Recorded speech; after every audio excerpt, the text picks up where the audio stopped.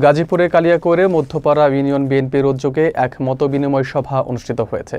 সমাজের উন্নয়ন এবং দলীয় কার্যক্রমে সাংবাদিকদের ভূমিকার উপর গুরুত্ব দিয়ে এই সভার আয়োজন করা হয়। এতে বিএনপির কেন্দ্রীয় ও স্থানীয় নেতৃবৃন্দ সহ অঙ্গ ও সহযোগী সংগঠনের নেতাকর্মীরা উপস্থিত ছিলেন। সভায় বিভিন্ন সাংগঠনিক বিষয় নিয়ে আলোচনা হয়েছে। বিস্তারিত থাকছে তুষার আহমেদের প্রতিবেদনে।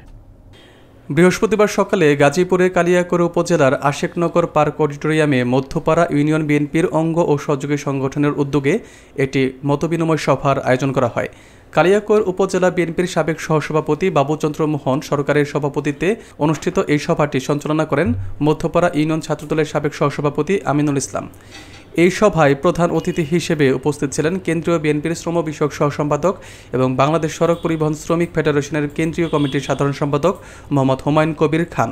সভায় আরও উপস্থিত ছিলেন উপজেলা বিএনপির সাবেক সিনিয়র সহসভাপতি মোহাম্মদ আব্দুল হাই, বীর মুক্তিযোদ্ধা আক্তারুজ্জামান, পৌর বিএনপির সাবেক সভাপতি মোয়াজ্জেম হোসেন দেওয়ান এবং গাজীপুর জেলা বিএনপির সাবেক সহসভাপতি মোহাম্মদ মুখলিসুর রহমান সহ অন্যান্য নেতৃবৃন্দ।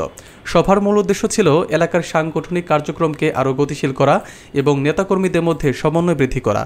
সভায় দলীয় বিভিন্ন বিষয় এবং ভবিষ্যৎ কর্মপরিকল্পনা নিয়ে আলোচনা করা হয়।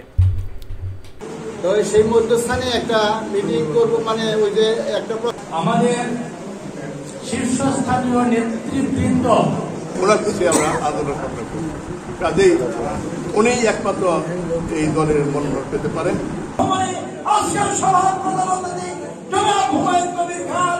পাশে পাশে আরেকটা মধ্যমণি আছে, জেল কেটেছি, জীবন বাজি রেখে দায়িত্ব পালন করেছি। ব্যক্তির চাইতে কিন্তু দলটা পাওয়ার আছে।